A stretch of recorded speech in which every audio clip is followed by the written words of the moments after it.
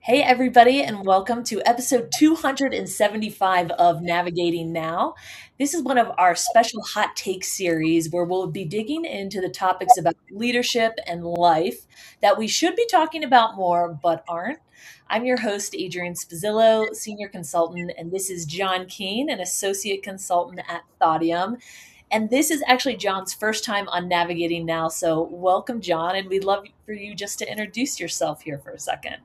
Thank you oh so much, Adrian. It feels like it was not that long ago that I was watching Michael's Meet the Team to prepare for my interview with Thaudium. So very, very, very, very grateful to have come full circle, and even more excited to share some hot takes. Awesome. Well, we're so excited to have you on the team. You've already started to make such a great impact in just your first month here. But okay, I'll turn it back over to you, though. We'd love to jump in on your first hot take about work life. Yeah, and thank you for passing it off. I'm passionate about this now, and I'm going to come from a couple of different directions. So, firstly, and I'm sure much of the audience can relate, it's never been harder to find ways to stand out at work. And, with AI leveling the playing field across so many technical skill sets, and the fact that there's just so many qualified people and many less openings, how do you find ways to stand out? And then the other direction that I've been kind of thinking about has been, we're caught up so much in this discourse about how disconnected we are from one another, how everybody's hiding behind turning their cameras off and no one's going into the office. Um, People don't leave the house and talk to each other, kind of thing. And I just want to spin these narratives in a more positive way. So, within this reality of more competition and overqualification and less connection, where are we finding an advantage as individuals? And my response to that is that you, more than ever, you are the advantage. How you speak, the energy you carry, what is motivating you in and outside of work, and how are you pursuing your relationships, and all of it, just to say that there is an opportunity to create more parallels between your life and the work that you're doing than ever. Just like I said, intentionality behind pursuing relationships and expressing your passions and articulating all of your ideas. And this is something to be so excited about, um, instead of something to be afraid of. And like the other half of this was about connection and connecting with one another. And for a lot of people, work is the one place, or at least the main place, where you are able to be known and feel connected to a community. um, and for that reason, I think, in the face of all of these conversations about how disconnected we are, we have such an opportunity to pursue FaceTime and be relationship builders. And we are so good at these things at Thoughtium, getting FaceTime with not just clients, but with each other, not out of need, but because we can. And, uh, for example, Grift, our CEO, who understands how busy this work is more than anybody, encourages us and tells us, and I would argue mandates us to seek out conversations with no agenda and just get to know people. And just realizing these things that I'm talking about as true value adds, for us as people, but then also as the business, as we learn how to work together and create more value together. So long-winded hot take, but any thoughts or feelings about what I'm saying, anything you're seeing in the work? I love that, John. I'm curious for the first one of you said like standing out is like you are the advantage. You have that potential to make the difference. What's kind of been your way that you've been able to do that as you navigated your job search and then also moving to Chicago recently? So true. So, I think for me, it's seeing things like, for example, an interview as not necessarily just a way for me to be like, yes, I know how to do this. Um, this is my background. My name is John Keene. This is my degree, kind of thing that, you would typically think of it as, but an opportunity to be like, yeah, I have all these awesome hobbies and this is how they connect to work. And this is, you know, really being able to illustrate the story of why I'm in that interview has become a lot more important to me than, you know, maybe the reasons on paper that I'm in that interview, and just trying to paint a more holistic picture of myself has Mhm. been such a fun exercise, but also so valuable. And I like to think that, that's put me in the position to be here at Thought Team and doing work. As for Mhm. moving to Chicago, I try to take a little bit of Texas with me everywhere I go. The further away I get, the prouder I am to be Texan. So trying to lean on that and have that sort of be my value add in certain conversations, to relate and also contrast with the people that I'm meeting. I would say those are the ways I've been doing that. Well, I can attest, John has been wearing the cowboy boots in the office. They are very stylish. So John's keeping us cool in that way. Yeah. Um, and then I guess what's your advice on maybe if people are feeling disconnected right now from either coworkers or friends, like what advice would you give someone to reach out? Good question. And I think a lot of what I'm saying is, candidly, I'm aiming it more towards my Gen Z peers who have recently graduated. They're looking for ways to stand out and emerge as coworkers and leaders. Um, and to give advice, I think more so than this just being a hot take, it's like I want to offer some encouragement and optimism in Mhm. the face of, maybe a world and a labor market that aren't those. Um, so just, like in terms of advice, I read there was a Gallup poll last year. Only 23% of Gen Z workers prefer exclusively remote work, and that was the least of any generation that's currently in the workforce. So for those of you and for me even, who have already started your careers, like lead the way and be the one to galvanize and unite your peers and your teams. And these are things that people are craving, as they are feeling more and more disconnected. And then, for my Gen Zers who, maybe are about to graduate or looking to break into something, practice being authentic and really exploring what makes you who you are, and seeing who you are as um, a value add beyond just your accomplishments and your skills and what's on your resume. Mhm. So I'm hearing like, okay, bring your full self, Yeah. and what's that complete story versus this is my major and this is what I'm focused on, or here's where I interned at. It's like, why are you passionate about what you want to pursue? It can make those conversations a lot more fun. Oh, they can, and it sounds simple, but it really is so difficult, to have that, elevated understanding of who you are and what you care about, and it is work to do those things, and it's work that, kind of back to the point of Griff saying, pursue these conversations without an agenda. Pursue yourself without an agenda. Pursue, the whys and the hows behind the whats that are happening in your days and in your head and in your heart. And I would just encourage people to do a lot more of that. And uh, on that thought of, I'm kind of talking a lot about looking inward. I know that your hot take is kind of about those inner workings of who we are and how that translates to leadership. And you're going to go into that a little bit deeper. So I'll pass it off to you. Awesome, John. I think that, yeah, that's the perfect connection. So my hot take is that your subconscious is driving your leadership. And I think a lot of people think like, oh, I'm a very intentional leader, or I'm always showing up to conversations super present. But what we know is Harvard Business suggests that 95% of our decisions are made by our subconscious. And that's just wild to think about because every day we are making upwards of 35,000 decisions a day. So we literally do not have the capacity to actually make a conscious decision to everything that we face, every conversation that we have. And so, what we've been working with leaders a lot on is how do you tap into the beliefs within your subconscious and understand what are the thoughts and ideas that are actually driving a lot of my behaviors for my team. So, if we can kind of tap into what are some of these voices that we're hearing or these underlying beliefs, you might be more aware of what programming is operating in the background, almost like the software on a computer.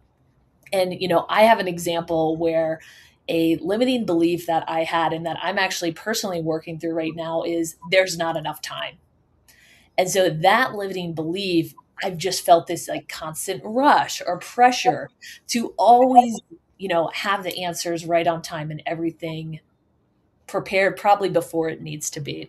And so what I'm working on is like, is there a way to actually flip this limiting belief to a mantra of like, there's plenty of time and everything is going to get done in the time that it needs to be. So my encouragement to the audience is like to really think about maybe what are some of the things that are going on in the back of your mind that you want to bring forward, maybe to achieve the results you want or to have the relationships that you want at home and in your work.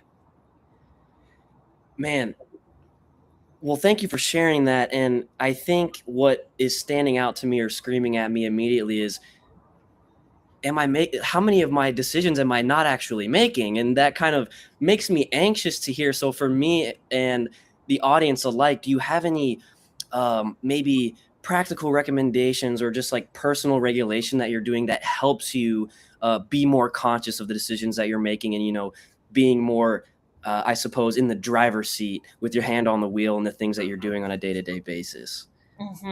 That's a great question. And I think it's about like, how do you build the systems of your life to complement and almost kind of guarantee as a safe catch of what you actually want to be doing. So we were working with leaders about like, who is your inner CEO and what beliefs do you have that would help empower you to be that inner CEO that you're looking to be? And does that mean you need to put a post-it by your computer to kind of remind yourself of, okay, that's actually how I want to be showing up in this situation? It's very similar to the principle of, okay, I'm going to set out my gym clothes the morning before I wake up to know that I'm going to be working out. You're taking out the cognitive load of, oh, now I have to make another decision, versus if things are built into your systems of how you work with your teams or in your personal life, you can just set yourself up for success because your mind is looking for the path of least resistance a lot of times. Very, very cool. Very cool. Yeah. I think um with a lot of these things, and I'm thinking as we're talking right now, just about how maybe I'm seeing conflict in between, some of my unconscious, subconscious tendencies, and how I'm executing work and showing up to the office every day. And um maybe the question is, how have you best been able to recognize when you're not seeing congruence between, maybe some of your habits and some of the things that you need to be doing, and how have you been able to like pick yourself up out of those, and well, realize in the first place that you're having that mismatch, but then also trying to get out of it and finding balance? Hmm. Hmm. Yeah, I think for me, like, I'm a super social person. Like, I love connecting with other people. And so if I'm kind of noticing or feeling like something's off or something's not right, like, I'm always wanting to reach out to people in my community, my friends, my family, and understand, like, this is how I'm feeling. This is my problem. Like, what do you see? Like, what are you observing? Because there's so much that's like hard for us to even notice. Um, Personally, I also have a pretty strong meditation practice. So like that's where, this insight of like, oh my gosh, I'm putting all this undue pressure on myself because I feel like I don't have time to do things. That's actually something I'm just making up in my head. So it's just finding some of those quiet moments that you can, or reaching out to family and friends to talk through some of the challenges that you're facing. Oh man. Yeah, and I'd be curious, however much you can share, like how are these ideas translating into the work that Thought Team is doing right now with leaders? I'd be interested, to hear how much you're talking to people about this stuff. Hmm. Hmm.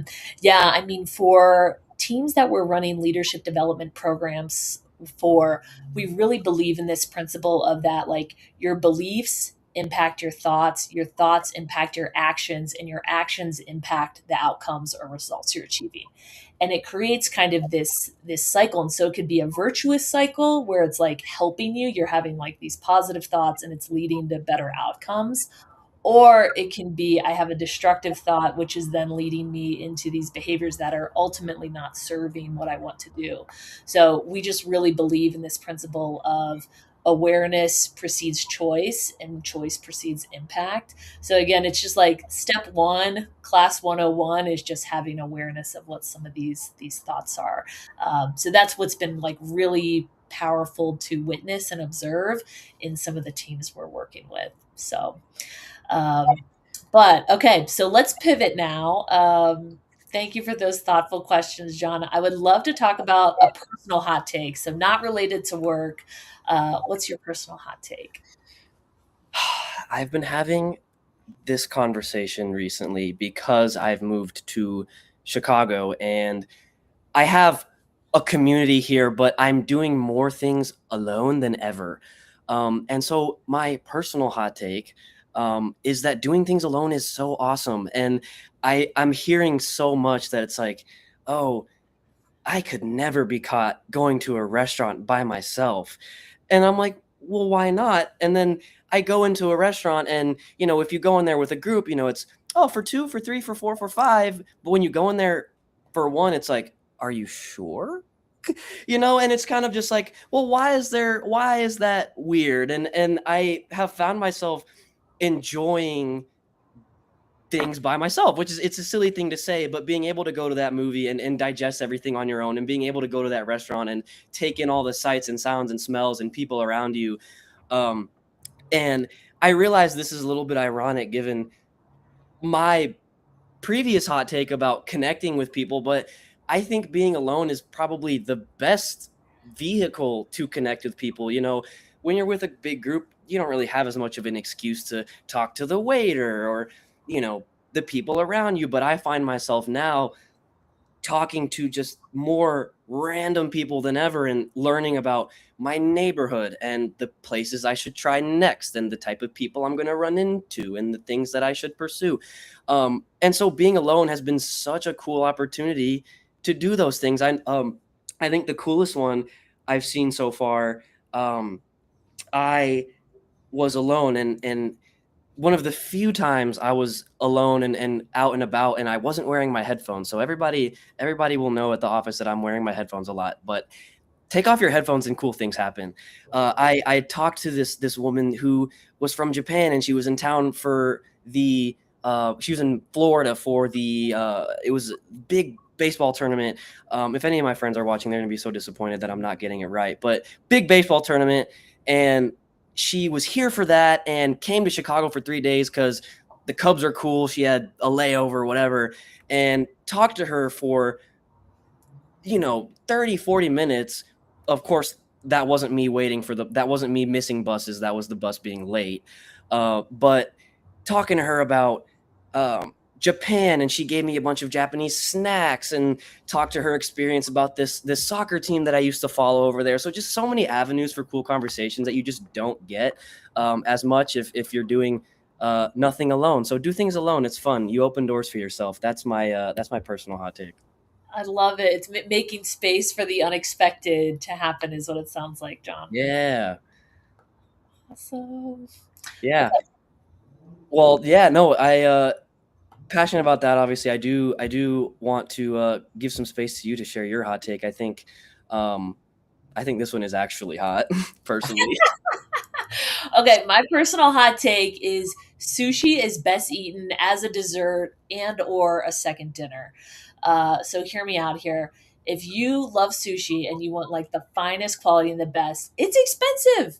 And so one of our strategies is we will actually eat a dinner and then go to a fancy sushi place and have like a dessert array of different nigiri and sashimi, because then you're savoring it. You're not wasting your money on the California rolls or the filler rice. Like you're just saving room for the cream of the crop, absolute best overall. So that's my hot take on the best way to enjoy sushi. I have two questions that build upon each other. Okay. First of all, if I were to put two pieces of sushi in front of you, they are identical, other than the fact that one of them was mega cheap and the other one was mega expensive. Are you a person who can tell the difference between those two pieces of sushi? Typically, yes, but my marketing background also tells me the the setting, the context, the plateware, the ambiance, like it does impact how you taste and smell things. So like if you took the best sushi and put it in like one of the grocery store containers, like you might trick me. I might be like, well, dang, that's just like a really good piece of grocery store sushi. So I think it plays into everything, but I have gotten pickier on my sushi quality over the years. That is so unfortunate for my follow-up question, because my follow-up question is, and pretend that there's like an animation where I'm opening up this title, with rainbows and sunshine. Have you heard of all you can eat sushi? And I think that is a wonderful way to eat sushi as like a main meal. Um, but if you're really concerned with the high quality of the sushi, maybe don't. I haven't seen any all you can eat sushi in Chicago yet, but in my college town, it's called College Station. It's very small. It wasn't bad. You'd expect it to be pretty bad, but it wasn't bad. And you can get like 50 pieces at once. That's like enough for like 3 meals. Anyways, a I counterpoint for I you. stand by my dessert comment. That's all Okay, I'll say. I tried. I tried. Awesome, John. Well, this has been so much fun getting to chat with you today. So thank you. And we want to thank everybody for tuning in live today for episode 275 of Navigating Now. We go live every Thursday afternoon at 3 p.m. Central. And you can find today's episode at thaudium.com